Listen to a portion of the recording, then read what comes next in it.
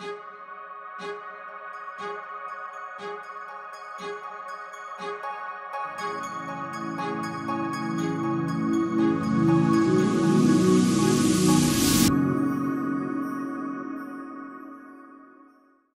afternoon and welcome to Kitty Talks. Today I have with me a great friend who has been having me in stitches laughing already.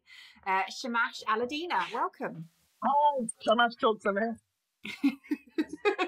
No, we're Kitty Talks. You're Shamash. Shamash listens. Shamash doesn't listen. Yes. So for those of you that don't know, Shamash, oh no, I can't say your name. Shamash, yes. Is that right? Shamash is the best-selling author of Mindfulness for Dummies. It's a very apt name of a book that you wrote. You can just call me the Mindfulness for Dummies, guys. That's easier. Yes, you've also written another book though, so let's not sell you short. It's also a book called The Mindful Way Through Stress, and he is a very well-respected mindfulness teacher. Thank you. Thank you for having me on the show. I'm really excited. Well, thank you for coming, I think. Time will tell. Time will tell. Now, the reason I wanted to Shamash, oh dear, this is not going well. The reason I wanted Shamash to come on the show is he has a very interesting story, which he's going to share with you all today. But before we start, Shamash, can you tell our audience a little bit about who you are and what you do in the world now? Sure. So, I suppose there's two main things that I do. So the first thing I do is I'm interested in the world of mindfulness and meditation. So I train mindfulness and meditation teachers, and I teach a form of mindfulness which I call kindfulness, which is about bringing mindfulness meditation with lots of kindness and compassion. So that's kind of one side of the world that I do.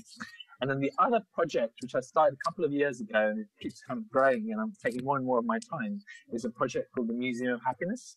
Cool. Actual physical museum. We've got one in Shoreditch, maybe open another one soon. And it's a project where it's kind of like a way to attract people. Like everyone's interested in happiness. Most people like museums. And so people kind of get curious. So we come along and then we teach them about evidence-based ways to actually lift their kind of happiness and well-being. And mindfulness is one of them. Gratitude is another one. Being kind to other people and ourselves is another one. Generosity is an approach, and then there's also sorts of other things that you can do. So we've started that, and now we're starting to go into companies and organizations, helping them not only to lift their well-being, but also their resilience and reduce their stress levels, to be more focused. We've even done things like laughter yoga in corporate banks. So I don't think we need that. Happening right now. Kitty laughs. No, it's Kitty Talk, not Kitty Laughs. Well, you're doing it wrong if you're laughing then. Yeah, that's true. Maybe that could be a secret follow-up. I'm getting the follow-up, the advanced program. What Kitty did next. No, Shamash, that's really interesting. So is it a museum as in the history? Because I always think of museums as in like the history. Yeah, so this is the thing about museums. Actually, the word museum comes from the idea of the muses, and the muses are all about learning in ancient Greek. And so for me, a museum is not just about history, it's a place to learn something. If you go to the Science Museum, yes, you'd learn about the history of science, but you'd also learn about science itself and what's happening now, and even things about what might come in the future. So it's not so much about the past. So although we may actually have an exhibition in the future where we talk about the history of happiness, how people used to be happy. That's what someone said. The Museum of Happiness is that just like photos of happy back in the days. This is what happiness used to look like. You should call it happiness now. Yeah, exactly. Yeah. We're very much into that. So we actually have like pay it forward classes, we call it, in meditation, yoga, and singing, and even done things like silent disco. So people can come along to a free or gifted class by a teacher, and then they just offer a donation or actually pay it forward. So do a favor for a friend or a family member or someone random, like a stranger. Just do an act of kindness. And so the idea is that the ripples that's amazing. Yeah. That is amazing. And so this actually exists. This is in Shoreditch, the museum. It's in Shoreditch right now. Yeah, it's the back of a cafe called the Canvas Cafe. And actually, that's London's first happy cafe. So there's a charity called Action for Happiness. Yes. And they've set up lots of or they kind of sponsor different cafes. And so this was the first happy cafe in London, and they support Action Happiness, and Action Happiness supports them. So by synchronicity, which I know that your listeners are very much into and interested in, we ended up opening up this Museum of Happiness. What happened is, by another synchronicity, we ended up doing a huge Museum of Happiness event, which had thousands of people coming. Normally, we only have 50 people, but that's a separate story. Anyway, the lady who had this cafe in Shoreditch, she came along. She's like, wow, this is amazing. By the way, I've got this stockroom at the back, which I don't use. You could turn it into a Museum of Happiness. And we're like, wow, that sounds great. And she's like, yeah, and also, can you do it next month? Because we're releasing a new drink called the, Frappuccino or something, some sort of vegan drink, which is really interesting. Actually, people travel all over the country from different parts of the country to have this vegan freak shake. That's what it's called. It's a freak shake. It's a vegan experience, which looks like basically a massive ice cream with fruits and stuff in it. And so they wanted to launch that. So they said, can you start the museum here on the same day? So we did that. And we ended up coming on BBC News, actually. So we opened this little museum in the back. We got a text from BBC News saying, we've heard that you're opening a Museum of Happiness, the world's first Museum of Happiness. We'd like to film it. So we ended up on the 6 o'clock news that evening. Oh, wow. So all these wonderful synchronicities just kind of fell into place. It's so good. It's so nice. Wonderful. And now you travel around the world, speaking, lecturing, training others. Yeah, so I go to different, we met at a conference in Mexico, and so I've been to other conferences, either it's attending or sometimes I'm lucky enough to give a talk. So I give talks about happiness, more often on mindfulness and kindfulness, because that's kind of more my speciality. And yeah, I like to spread it around the world as much as I can, but also I do a lot of online work, so that's quite fun too, because it feels like, you could be doing a program. You got someone from Australia and New Zealand, some people from California, and some people in Europe. Cool. And some people from around the corner. I'm like, where do you live? And they're like, live 5 miles down the road. And you got another person coming in from New York. So I really enjoy those online programs as well. Absolutely, yeah. Well, it's wonderful, isn't it? Like, because of the wonders of the internet, you can have people all over the world listening to what we're doing. It's brilliant. Yeah. It's a really nice feeling, especially when you're teaching like meditation, you're doing this heart meditation. So you send like love to the planet, and that there's people in different parts of the planet literally doing the same meditation together of spreading more love or kindness or peace on the world. It really feels like you're having that effect. It's been a real privilege to do that. And you are definitely an example of someone following their passion and their purpose. But I know it wasn't always like that, as in when you were younger. Yeah. You mentioned the oil rigs in this little chat we had earlier. From oil rigs to meditation seems like quite a big jump. Actually, they're both. I actually studied chemical engineering, so I was very interested in science, and I happened to be good at science. It was a very weird feeling. I remember being at school, I was sitting in this exam room, and I'm filling out this exam paper, and before I'd become top of the class, and it was a very weird thing. Like, why am I top of the class? I'm not doing any more work than anyone else. It just happened to be something I was quite good at. So I just followed that passion, and then ended up going to university and just chose chemical engineering because it was at the top of the list in terms of financial salaries. It was quite high. We used chemistry, physics, maths, what I was interested in. So I just fell into this. There was no thought process. It was like I was kind of walking, but half asleep, half awake.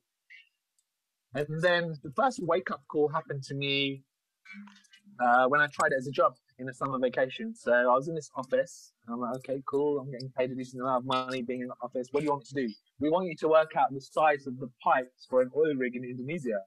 I'm like, really? And I'm like, okay.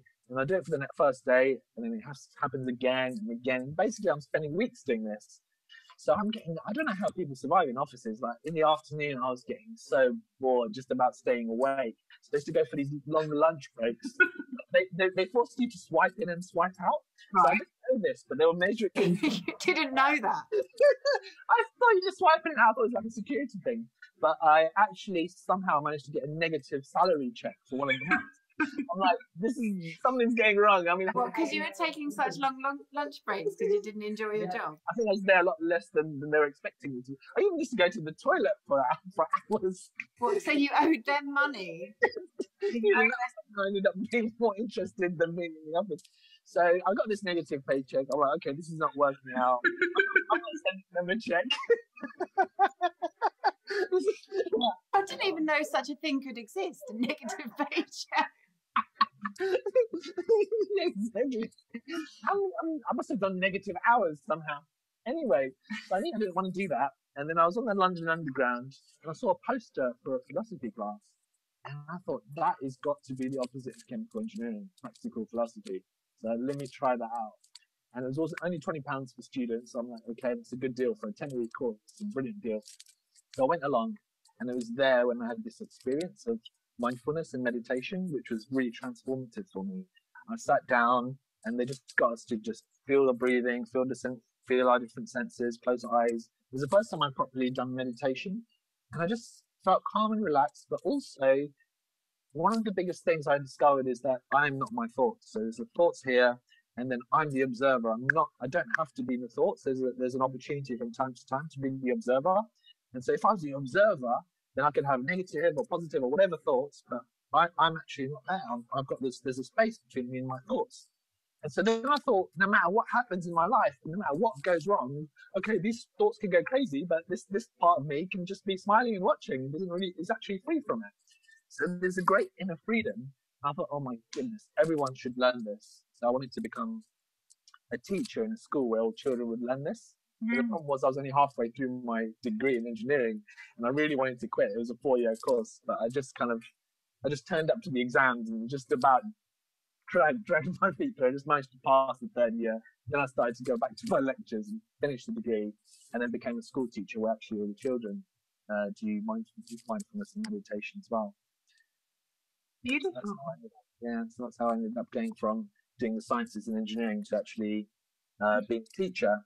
And then the story continues in that I was a teacher for almost 10 years in the school. And, it's a beautiful school in that they had a 10-minute meditation at the morning and the evening, like a quiet time, they called it. And between lessons, you'd say to everyone, okay, everybody, let's pause. And they could be age 5 years or 10 years or 15 years old. And they'd sit up, close their eyes, and they know that for 30 seconds, they just need to be quiet. And so there's not this constant rushing from one lesson to another lesson. Because I was taught in other schools where the bell goes, everyone's banging away, rushing to the next lesson. You're doing some work, they're really getting into it. No matter, they could be in the middle of a beautiful piece of artwork, but the bell goes, that's it, pack everything away and rush off. This is a much nicer way. But I started getting interested in teaching meditation more to adults. I've been teaching it to children. I just wanted to do something different because it felt like, I was also a physics teacher there, chemistry teacher, and there's lots of stories of different things exploding and stuff, and things going right and wrong.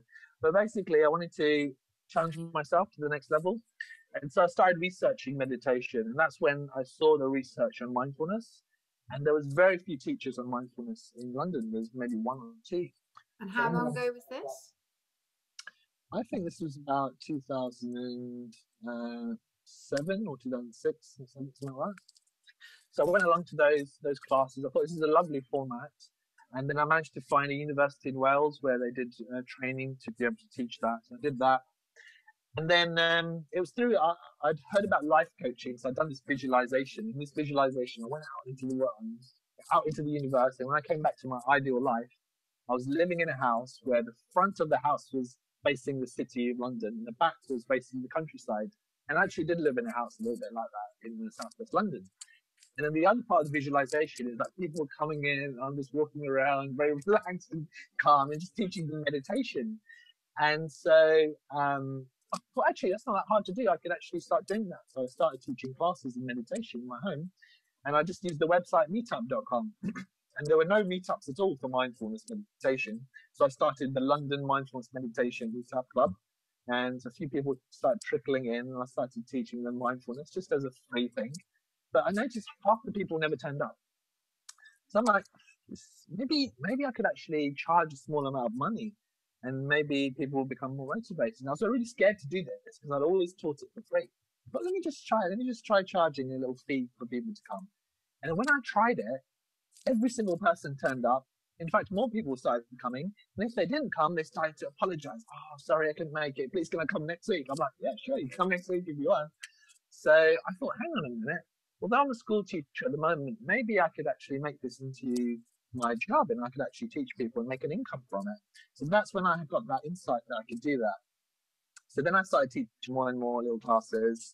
And it didn't all go Yeah, go on, Karen. Sorry. And it didn't. I mean, there's a moment where it didn't go quite as well as I was hoping. I remember I was in. I decided, okay, I'm going to hire a really nice hotel room in a hotel in Richmond. I'm going to give out thousands of little postcards advertising mindfulness class, and we're going to have, it's going to work really, really well. So I remember printing these thousands of cards, standing outside Richmond Station, it's pouring down with rain. I'm giving these cards to everyone. No one's even interested in looking at this card about how to learn mindfulness. A few people are. And people in the station kick me out as well. They say, "Can you walk further away from the station?" I have to stand in the rain. Bothering us. Shops, like I think the ice cream shop took one, and pretty much nobody else wanted to take one. And but I managed to give out these thousands of cards. And after all that, only 2 people contacted me. One person said, "If you come to my house and teach me 1-to-1 over the 8 weeks, then maybe I might do it. If you do that, for like £10 or £20 a session." And then the other person wasn't really interested in it either. So that was the moment of like, I'm not sure if I can make this happen. But that was even before making websites and things. And websites were just starting to get popular at that time. So when I started making the website. But yeah. And then what happened is that I gradually started to grow my business and start teaching more and more and more people. And my brother was working in New York at that time. So I went to visit him in New York. And I was holding a book called CBT for Dummies, Cognitive Behavior Therapy for Dummies, because I heard about the CBT stuff, but to be honest, it wasn't making sense to me. And I wanted a simple book, and I ended up reading the CBT book. I'm like, this is actually a really good book. I know it says for dummies, but actually it's a really good format. It's written by a therapist. It's brilliant. And then my brother's like, is there mindfulness for dummies? I'm like, yeah, there must be. And then I just kind of Googled it. I'm like, oh, there isn't one. So I just went to dummies.com. I clicked on contact and I said, why isn't there a mindfulness for dummies? And, I just did it from my Hotmail email at the time and just forgot about it. And then like 5 or 6 weeks later, I got this email, been forwarded to loads of people, and eventually came back to me and saying that we would like to have a meeting with you. Great. Yeah. And so one meeting led to the other. And they didn't even know what mindfulness was or what meditation was. There was only about 3 or 4 books out at the time on it. They're like, this is really interesting. Could you write a chapter? I'm like, okay. Could you write a table of contents? I'm like, okay, I could try writing that. Could you? And then suddenly I get a phone call saying, could you write the book? It's like they had to warm up to it. Yeah, exactly. Yeah, you've got the contract, start writing. I'm like, what? Write a book? I don't know how to write a book. They're like, oh, you're working out. Really? Yeah. It's pretty simple. You've got the table of contents, just fill in the gaps. There's a lot of gaps there. Yeah, ended up being one of the hardest things I've done, but yeah, I managed to do it. Fantastic. And now you are the author of Mindfulness for Dummies, which obviously that mindfulness series is big. That's all. A lot of people know all about that. So. That's right. Yeah, it ended up being a really good seller for them actually. So actually, I write a few more of the Dummies books after that. One for relaxation, a workbook, one for the workplace. So that kind of really helped them to start selling more books on mindfulness. So they got very interested in that.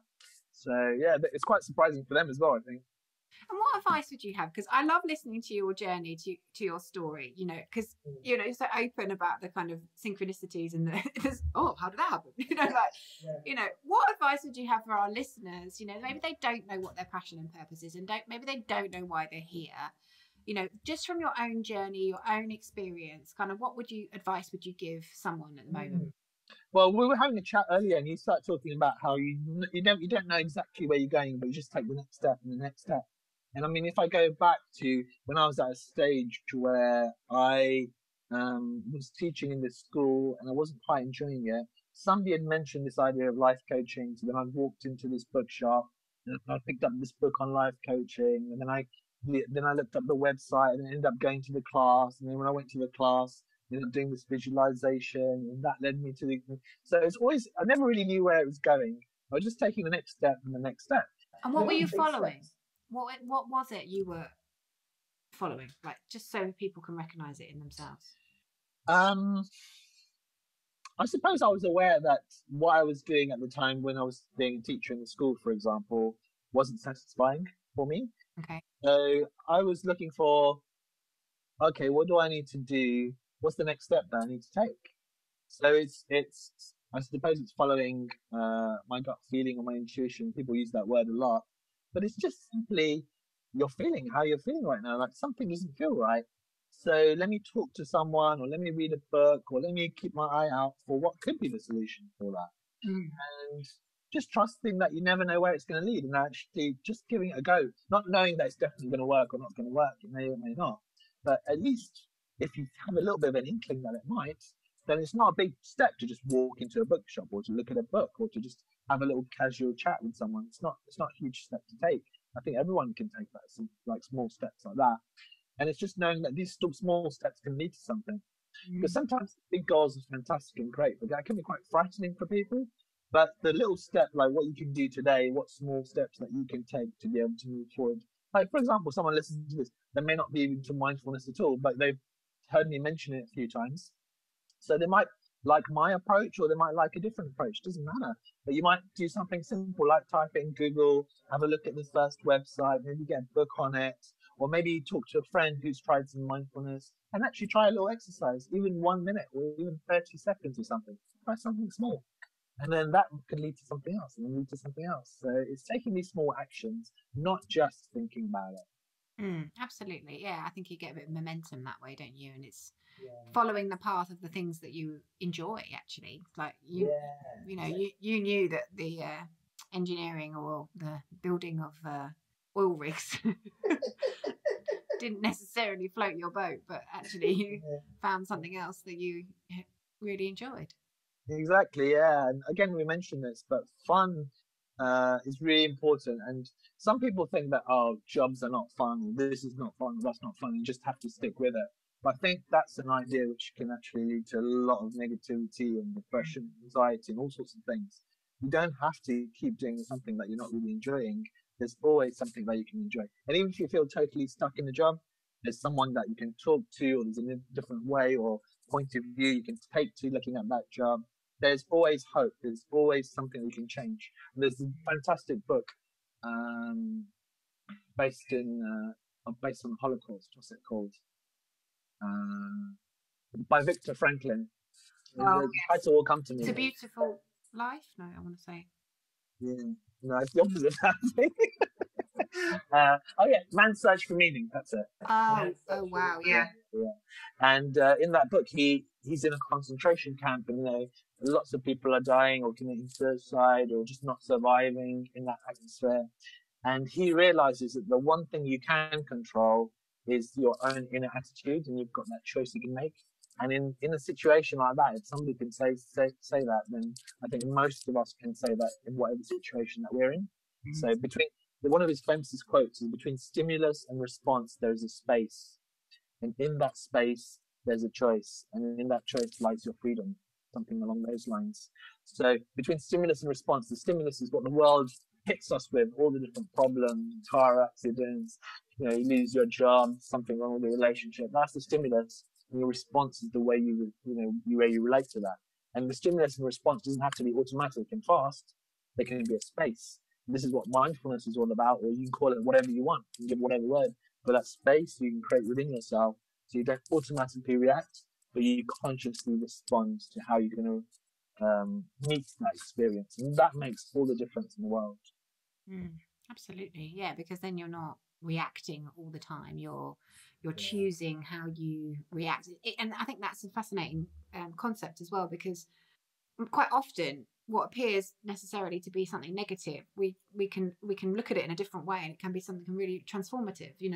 The classic one is people losing their jobs, and they think, oh my goodness, they've been made redundant, or it's the end of the world. And actually there's an opportunity there for them to go and set up their business or do something that they would never have done before. Exactly. I've got a funny example that happened last week. I had a friend who came over last week, and I had to reverse my car. It's about 11 p.m. at night, and I thought I'd bumped into something. I wasn't too sure. Anyway, I dropped him off to the station, came back, and I looked at the car, and this other car was completely smashed up. I was like, oh my God. And I realized it's my neighbor's car. So I'm like, oh no, it's my neighbor's car. I'm going to have to write a note or something, because late at night. So I wrote a note saying, I'm so sorry, but I'm just reversing to your car, and damaged it. And the next evening, he rang the doorbell. We both got home late. And I'm like, oh, I'm so sorry. He's like, oh, don't worry about it. We'll sort something out. We'll do something. I'm like, wow, this is such a positive response to it. And then a day or two later, he found out that the car's going to be written off or we need to fix it somehow. But he came over and then we're like, okay, come in, take a seat. And we had this great conversation for an hour. We were all laughing. Our family was laughing. We had a great time, actually. We never had such a long conversation with him. So something like a car accident actually brought us together as neighbours. So you just never know. Well, I think he needs to be, patted on the back for reacting quite so well. He must have been doing a lot of mindfulness. I don't think I'd have been so happy if he'd written off my car. Next week, we're interviewing Shamash's neighbour this week. Yeah, I didn't like it at all.